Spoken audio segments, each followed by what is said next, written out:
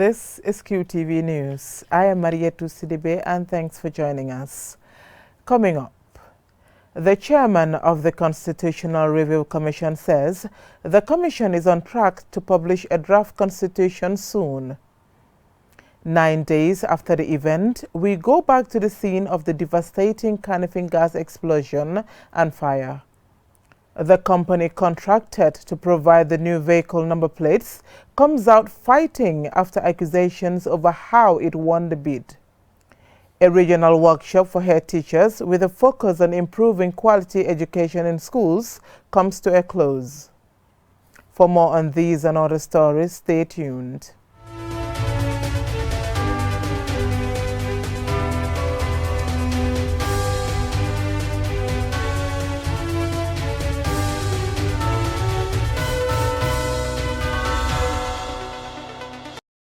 The chairman of the Constitutional Review Commission, Justice Suleiman Jallow, has announced that the commission is on track to publish a draft constitution to the public after gathering and analyzing opinions from public consultations. Justice Jallow also said the commission will embark on another public consultation before the final is drafted. Momodu Lamin Choi was speaking to the CRC chairman, and this is his report. The process of drafting a new constitution for the Gambia is reaching an advanced stage. After consulting Gambians within and outside the Gambia, the CRC plans to publish a draft constitution to the public in a few weeks before a final draft. In a press release, the Constitutional Review Commission promised to provide limited hard copies of the drafted constitution to the public and make it available online for everyone to access. What we expect from Gambians once the draft is released is that they will take their time and look at the draft and review it thoroughly with a view to not looking for whether their ideas have gone in, but whether the ideas that are reflected in the constitution are in the best interest of this country. The public is expected to review the draft constitution. They have added their voices through face-to-face consultations. The draft constitution will not capture all the opinions gathered during public consultations. The chairman of the CRC, Justice Cherno Jallow QC, tells QTV that the commission manages public opinion and learn from best practices to draft a good constitution for the country. The reality is that the Constitution, being a framework, can't contain every little piece of idea that the public canvasses with us. So in essence, what we have been doing is looking at the major issues that is of fundamental concern to Gambians and our stakeholders, and then contrasting that against international best practice. The mandate of the Constitutional Review Commission lasts for 18 months, which its expiration is next month. We asked the chairman whether they will be able to complete their mandate within the constitutional deadline. Justice Jallow says the commission should and are determined to finish their task in December. Drafting the constitution is one thing. There are other logistical issues involved, like getting the printing done, and getting the documents finalized, consulting with the public, and all of that. So we can't really determine what lies ahead, but we are determined, and I can say this with absolute confidence, that we are determined to deliver this constitution in December. As the 2021 presidential election draws closer, some members of the public believe that the constitutional review process is being delayed by the CRC to favor President Barrow to easily win the upcoming election through the 1997 Constitution simple majority vote. In response to such public opinion, the CRC chairman emphasizes that their work is guided by the Constitution and professional conducts, and that their integrity matters most. But obviously, I don't subscribe, and there is no iota of truth in any speculation that we are involved in any kind of politicking, whether to hold elections or not to hold elections. That's outside of our mandate. We are not concerned about that. The Constitutional Review Commission, after a final round of a one-month consultation with the public on the draft constitution, they will be sending to the president a drafted constitution. At this stage, their mandate ends, while the work of the executive and the legislature starts. From there, a referendum will be held to give the people a voice to say yes or no for a new constitution. Momodu Lamin Choi for QTV News. It's exactly 9 days after the devastating gas explosion at the Kanifing industrial area that left 6 warehouses destroyed and nearly 100 vehicles burnt before saving. President Barrow, who visited the scene, says a commission will be set up to investigate the cause of the fire. Babukar C. revisited the area, and this is his report. The devastating blaze last week at the Kanifing industrial area shocked many. Though no lives were lost, the raging blaze caused extensive damage, the extent of which runs into millions of dollars. The blaze that allegedly started at a gas depot Hadim Gas Company quickly spread to nearby shops, warehouses and car garages. 9 days after the explosion, QTV visited the scene to find out what, if anything, had happened since then. J-Mart Furniture, Sophie Milk and a car garage that had 91 vehicles burnt and mangled were some of the places visited. Abdurrahman Jallo, manager of Red 1 SR Garage, said they are still assessing the level of damage caused by the fire. We are still doing assessment on the work, the value of the item loss, including the cars and our own personal belongings in the stores here, because the NEA are asking us to do the final listing because they need to submit it. So that's what I was calculating and then doing the rough, because right now you can have exact one at least, but we can do some estimation cost of all the cars and our personal items that are owned in our stores and our office. The amount of cars that are burned to us is 91 vehicles in and out of the garage that are burned. And then we have also 14 vehicles that are parked somewhere else. All also their car keys are also burned in office here. So talking about 105 vehicles that are affected. He urged the government to relocate the gas company to an appropriate location to avoid such a recurrence. They should take our incident as a very big sample to them, and then awaken them on the gas companies that are around the public area to at least reallocate them to places that are much of secure in case of such emergencies happen. Because no one pray for such, but if at all it does, and the damage will be minimal. And the other thing that I would like to also ask of the government is to step in as soon as possible, because questions have been asked, many people have been talking many things, but in this situation we only need the government to step in and help. It's exactly 9 days after the fatal gas explosion that happened in the Kanifing industrial area, where QTV took a tour of all the facilities that got damaged, and there's been some positive response from the government. The NDMA and the NEA have been responding quite well, talking to the victims and of course trying to gather information as to what might lead to the cause of the fire and the damages that have been done. QTV will continue to follow the developments of this area. Babukar C, QTV News. Comfort Quality Services, a company contracted to provide aluminium number plates and a barcode system for vehicles, organized a press briefing on Monday about the related government contract and to dismiss rumors and accusations over their successful bid for the contract.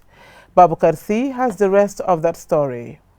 The briefing was an opportunity to acquaint the public about the services, strategic priorities and plans after winning the contract to produce new aluminium number plates for vehicles and motorcycles. According to officers of Comfort Quality Services, 40% of the income generated from the sale of the new number plates will go to government coffers, and they claim to have offered the best deal compared to other bidders. The company also claimed that they can make a new number plate within 10 minutes compared to the days when it took weeks. Usman Jai, operations manager of Comfort Quality, said the product they offer will help the authorities carry out their work easily. This system is built for police officers, it's built for safety, it's built for security, it's built for pedestrian on the road to feel at ease, knowing that if anything happens to him or her, there's a system in place that the perpetrator will be easily identified. We have a QR system sticker. We have a QR system, basically is a QR sticker that will be initiated very, very soon. It comes in line with the number plates. So basically on your windscreen, you will have a display of a sticker that will contain a barcode. The police officers will be given a handheld mobile device, a scanner, that when they do their routine checks on the way, they can easily scan the vehicle through that barcode, and then they will have all the information of the vehicle and the owner. Police PRO Lamin Jai said the main reasons for contracting Comfort Quality is to move from a manual to digital system, which is more secure.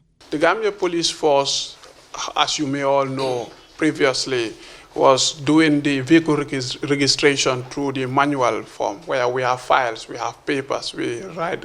But now what we want to do is to have a digital platform where at a click you should be able to access all information of vehicles as far as the issues about vehicles are concerned. The security features that these new number plates have are very rigid and very immense, because they will help the police to be able to deal with a lot of issues concerning number plates. On the allegation of a German company accusing Comfort Quality of contacting them for a partnership in manufacturing number plates, only to be subsequently let down, the managing director of Comfort Quality, Suleiman Sise, denied involvement in any partnership with the German company and said he contacted many companies, including the accuser, but decided to abandon them because their offer of a partnership was expensive. Company that make allegations that we Comfort Quality Services, that we are partners. We were not in partnership. What we were in is that they were asking the company, if the company won the contract, whether we'll be giving them the business. The bid that they offered Comfort Quality Service, the price that they offered Comfort Quality was very expensive. So then we had the right that the Gambians Josie need to pay that high price. I contact many different companies, not only them, we contact all over the world to have the best price. It's buying and selling. Comfort Quality also denies being the most expensive bidders, saying other bidders did not include a 40% share for government. The company is contracted by the government to provide vehicle number plates for a period of 5 years. The contract has already commenced. Babu Karsi, QTV News. The 5-day workshop for head teachers from all 6 educational regions across the country comes to a close at the Regional Education Directorate in Brikama, West Coast Region. Lamin Dabo reports. The event is organized by the Curriculum Research Evaluation and Development Directorate under the Ministry of Basic and Secondary Education. For the past 3 years, the Ministry of Basic and Secondary Education has sought to improve the quality of education through the CRED, which has 3 pillars: curriculum development, curriculum research, and curriculum training and orientation. Dembakan, the coordinator for participatory action research, said the introduction of this research will help in training cluster monitors, head teachers, and other stakeholders. He further explains the importance of the research unit. There is the need to integrate participatory action research in schools with a view to improving quality of education. And the consultant is in the country, and being the national coordinator of participatory action research, there is the need to train cluster monitors, head teachers, and stakeholders with a view to improving quality of education in schools. We want to discourage the kind of bureaucracy that happens in schools, where head teachers would be sitting in their offices and dictating what happens in classroom. The idea now is for them to come out to create participatory action research team, work with teachers to know exactly what is their problems in the classroom, what are the problems of students in the classroom, what is the problem with the textbooks that they are using, so that it can inform us what we do in our offices in Kanifing and in Banjul. The Deputy Permanent Secretary, Ministry of Basic and Secondary Education, Adama Jimba Job, shed light on the plans to ensure sustainability. Cluster monitors were trained with some head teachers. They're just trying to increase the number so that critical mass that we need for the sustainability of this approach to developing curriculum will be enhanced and also will be spread out to various schools as far as the education sector is concerned. I mean, teachers are expected to form teams in their various schools in various subjects that are being offered at the school level, to look at the approach as far as the teaching of those subjects are concerned. Let me take, for example, mathematics. If you take mathematics as a subject in a school, why are the children not performing in mathematics? Then they start to look at what are the factors responsible. I mean, are the resources that are needed provided? Are the teachers well trained? Are the parents supporting? Are the teachers themselves comfortable with the content that they were teaching or they are teaching? Is the school administration in support of providing all what it takes to help these teachers to make sure that they are able to deliver well? The 5-day training is in line with the Education Policy 2016 to 2030, which focuses on a comprehensive program of teacher professional development at all levels of the education sector. For QTV News, Lamin Alaj Dabo. We will go with a short commercial break. When we return, we hear about the computer skills training given to over 20 youngsters. Do stay tuned. Are you a shop owner, retailer, or working in other commercial industries?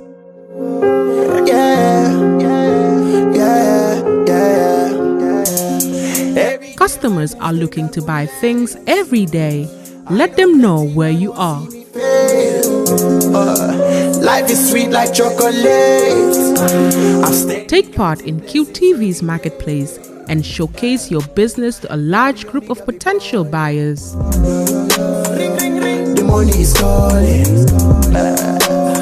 Call us on 32-444-44 or send us an email at marketing@qtv.gm for more details. Man, you don't know what I've been. You can also get in touch with us on Facebook, Twitter, and Instagram.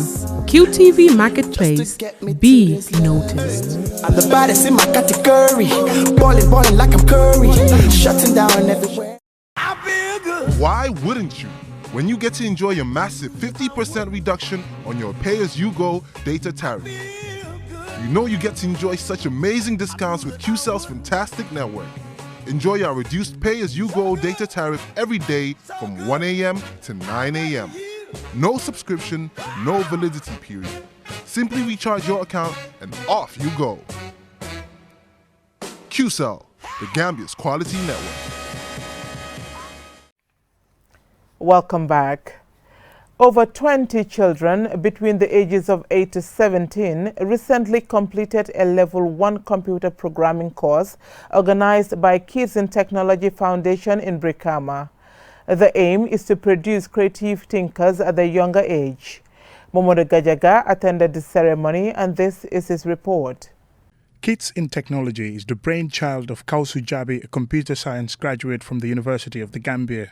These kids have already been exposed to basic computer programming techniques at a time when there is a lot of online addiction among children, sometimes having a negative impact on their career development. In a country where technology is not much advanced, getting children trained in computer programming at an early age could help boost the IT sector in the future. 17-year-old Ibrahim Sawane is now able to design logos using Adobe Photoshop. He is one of the youngest programmers in the country.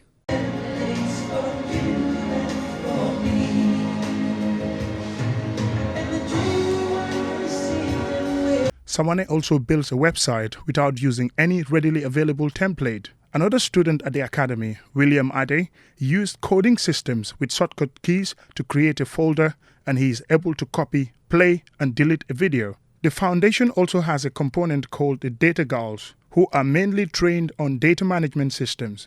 Aminata Jata is one of them and has already mastered the keyboard. Kausu Jabi, the founder of Kids in Technology Foundation, says his objective is to create a platform for children to become computer programmers and data security experts in the future. I started the program back in 2018, where I'm able to train 10 students on basic computer terminologies and programming, per se, and also creative designing. But I realized that they are doing remarkably well. The problems that people are not excelling in computing in the Gambia is because they are not introduced to the computer technology at an early age. So I tasked myself to call Gambian children to train them to have the core concept of how computer really work. Sanusi Jabi, Principal ICT Officer at the Ministry of Information, says he is optimistic about the future of the country's ICT sector. The young talents in front of our very own eyes are our future leaders. We need to encourage them by giving them a conducive and enabling environment so that their potential can be harnessed to accelerate socio-economic development through the use of data science. Fatumata Drame, one of the students, gave a brief overview of their course. In Kanifing technology, we learn basic typing, creative design, and logic. We are learning to become our own creator by creating our own work, by creating, inventing, and innovating things that can solve these societal problems. Coding is universal, and the only limit to it is our own imagination. Computer programmers who write computer codes that enables a computer to perform certain tasks work in almost every industry imaginable, including the engineering, educational, and medical fields. As technology continues to progress, children need an intuitive understanding of computers, coding, and digital innovation in order to engage in school, society, and the job market, both nationally and internationally. Mamudu Gajaga, QTV News. Sharab Medical Center over the weekend inaugurated a new medical facility at Esau.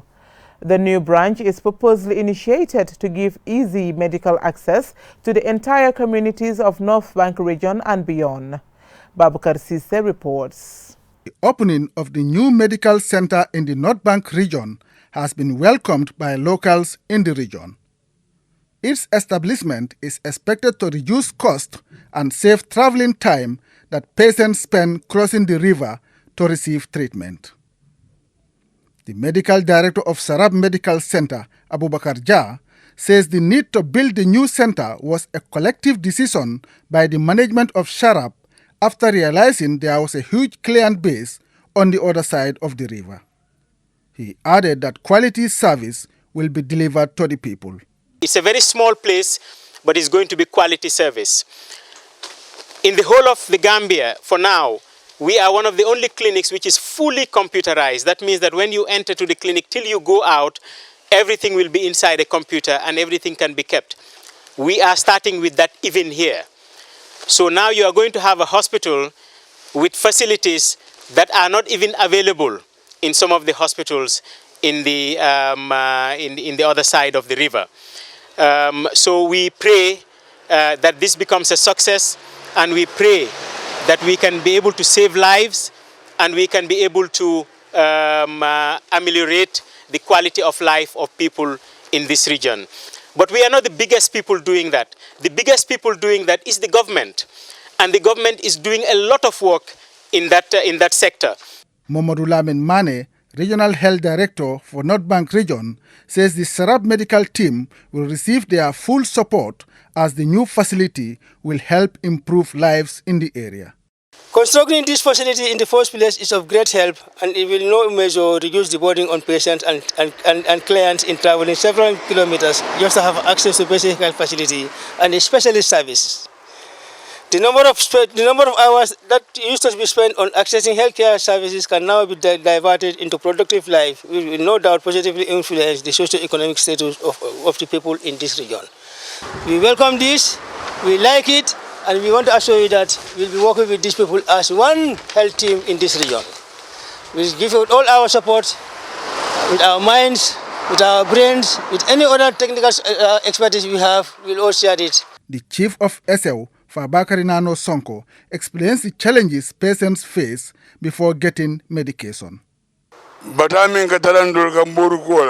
We struggle a lot between here and Banjul before getting medication. Sometimes there is no ferry service, and some cannot use boats.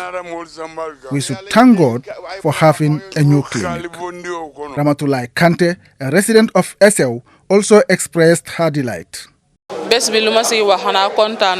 I am so happy.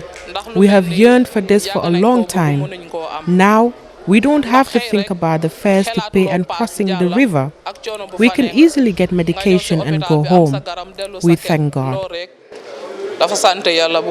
Sharab Medical Center brings a new level of medical care to the Gambia with a high-grade clinical facilities and excellent medical practitioners to provide world-class and comprehensive medical services at affordable cost.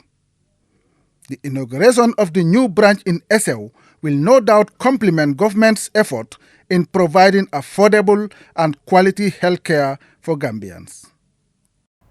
Before we end this bulletin of the news, let's take a quick look at our main stories. The chairman of the Constitutional Review Commission says the commission is on track to publish a draft constitution soon. 9 days after the event, we go back to the scene of the devastating Kanifing gas explosion and fire. The company contracted to provide the new vehicle number plates comes out fighting after accusations over how it won the bid. A regional workshop for head teachers with a focus on improving quality education in schools comes to a close. That's all we have for you in this edition of the news. Join us tomorrow for more news. Thank you for watching.